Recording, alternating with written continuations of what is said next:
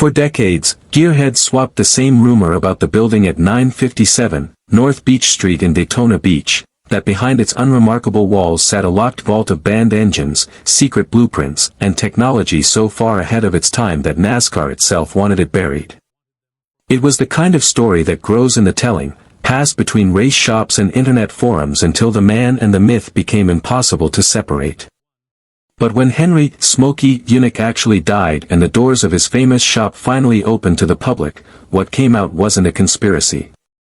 It was something better, a paper trail, a pile of hand tools, a handful of engines that genuinely worked, and enough documented history to prove that the truth about Smokey Yunick needed no exaggeration at all. Smokey passed away on May 9, 2001, at his home in Daytona Beach. He was 77 years old, and leukemia had been closing in on him for roughly a year. He had built his reputation over half a century as one of the most inventive, most stubborn, and most quietly brilliant minds in American motorsports. He had opened the garage in 1947, not long after coming home from World War II, and he named it with the kind of blunt confidence that defined everything he did, Smokey's best damn garage in town. He ran it until 1987, when he shut the doors for good, reportedly saying there simply weren't enough good mechanics left worth training. For years afterward, the building sat closed but intact, a landmark that fans still detoured past just to see the sign. When Smokey's family finally began sorting through the contents, the picture that emerged wasn't a hidden laboratory. It was a working craftsman's shop that had been frozen in time, decades of tools, parts, prototypes, and paperwork stacked exactly the way a man who never stopped tinkering would have left them. The doors open. During Speed Weeks in February 2002, Smokey's widow, Margie Yunick, opened the garage's contents to the public in a multi-day sale. It wasn't a quiet estate liquidation. Fans came from as far away as Maine and Oregon, all hoping to walk away with a piece of the man's history. What they found inside ranged from the mundane to the remarkable, often sitting side by side on the same table. Fender hammers went for around $5.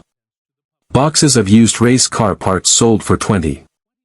There were stacks of old hubcaps, coils of exhaust pipe, a vintage GMC dealership sign, and Smokey's own well-worn manual typewriter, the one he'd used to hammer out decades of letters, complaints, and technical notes. And then there were the engines. Mixed in among the ordinary clutter sat hand-built prototypes that told a very different story, machines that represented years of obsessive experimentation, one of which was advertised with a price tag of $20,000 and a claim that sounded almost unbelievable, 80 miles per gallon. Margie summed up the whole scene with a line that captured both the chaos and the value packed into that building. She described it as a first-class junkyard. It wasn't false modesty. It was an accurate description of a shop that held both the disposable and the priceless in equal measure. She also explained the thinking behind the decision to sell everything off piece by piece rather than seal it away. Smokey, by every account from those who knew him, had no interest in seeing his life's work locked behind glass in some private museum funded by wealthy collectors. He wanted his tools back in the hands of people who would actually use them, and he wanted his ideas, where they mattered, accessible to whoever might pick up the thread and keep working. That instinct made sense for a man who had spent much of his career rescuing broken-down machines and coaxing them back to life rather than treating them as untouchable relics. The proceeds from the sale went toward a foundation intended to support innovation in motorsports, an extension of the same experimental spirit Smokey had chased his entire career. His daughter, Trish Yunick Brown, later said that while plenty of people wanted the physical objects from the garage, what she valued most wasn't for sale at all, it was his stories, the ones only family had heard firsthand. Her husband, Chris Brown, once described Smokey as NASCAR's wildest cheater, a label that wasn't really an insult so much as an acknowledgement of a career spent finding legal gray areas that eventually forced the rulebook itself to change. The hot vapor engines. Tucked among the sale items, and, in several cases, retained by the family rather than sold, were the engines that represented Smokey's most audacious technical claim, an approach to combustion he and his longtime collaborator, Ralph Johnson, called the hot vapor cycle.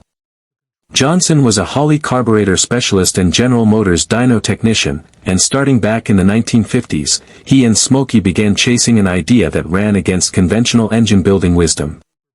Where most engineers work to keep the air-fuel mixture cool, Smokey and Johnson did the opposite.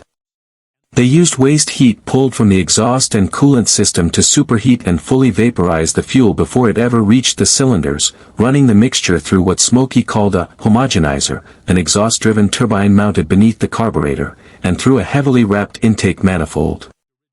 Temperatures in that system climbed past 450 degrees Fahrenheit, vaporizing the fuel completely and allowing the engine to run at an extremely lean air-to-fuel ratio, something in the range of 20:1, far leaner than a typical carbureted engine of that era could tolerate without destroying itself.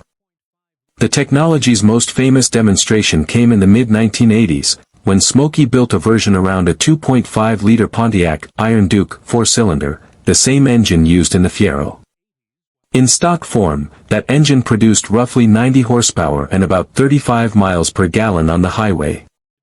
Smokey's carbureted hot vapor version, according to testing later reported by Hot Rod magazine, produced around 250 horsepower and roughly 250 pound-feet of torque, cut the 0 to 60 time down to about 6.5 seconds, and returned as much as 51 miles per gallon running on 93-octane premium, all without a single computer chip managing the combustion. Ralph Johnson later explained the delicate physics behind it, noting that pushing the exhaust temperature safely past roughly 2,250 degrees Fahrenheit and controlling the burn rate up around 2,600 degrees was the key to preventing the kind of detonation that would normally tear an engine apart at those lean ratios. It was, in his words, an engine that ran its best right up until the moment before it let go. Smokey and Johnson didn't stop at the Fiero. They built other hot vapor prototypes as well, including versions based on a 3-cylinder Buick platform, a Ford, and a Dodge/Plymouth Horizon platform, each reportedly exceeding 45 miles per gallon with dramatically increased power output relative to the stock engines they were built from. There were real flirtations with production, including talk of an application in Chevrolet's S10 pickup and a licensing conversation with performance camshaft manufacturer Crane Cams. None of it made it to market. The reasons were the same reasons most radical automotive ideas die inside large companies: unresolved questions about long-term durability, the cost of retooling manufacturing lines, legal exposure, and a very real institutional reluctance to adopt technology that hadn't been invented in-house. What survived, though, were the physical engines. Smokey's daughter, Trish, kept several of the original prototypes in long-term storage. A family friend and longtime customer named Tony Allers ended up with the only running example, salvaging the original drivetrain from the hot rod-featured Fiero before General Motors reclaimed and crushed the donor car. Allers built a duplicate Fiero body around that surviving drivetrain and drove it as a daily driver for roughly 2.5 years, reportedly still capable of breaking the tires loose at highway speed while passing state emissions testing. On Christmas Day in 2009, Allers donated that car to the Don Garlits Museum of Drag Racing in Ocala, Florida, where it remains on public display. Another of the original hot vapor engines is said to be held by the Smithsonian Institution. The patents. The hot vapor engines weren't the only mark Smokey left on paper. United States Patent and Trademark Office records show that he held at least 9 patents, filed between the late 1970s and the mid-1990s, covering a range of ideas well beyond exotic fuel systems. His earliest, patent number 4,068,635, filed in January 1978, covered a pressure vent design. Several patents filed between 1984 and 1988, including numbers 4,467,752, 4,503,833, 4,592,329, 4,637,365, and 4,862,859, covered the internal combustion engine apparatus, fuel conditioning systems, and operating methods behind the hot vapor technology itself, effectively the formal engineering record behind what Hot Rod magazine had documented on the dyno. In 1991 he filed patent 5,246,086 for an improved oil change system. In 1994 came patent 5,515,712, covering a method and apparatus for testing combustion engines.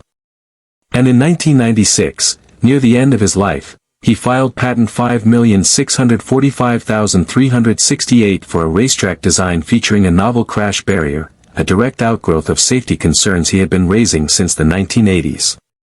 That last patent traced back to an idea NASCAR never adopted while Smokey was alive.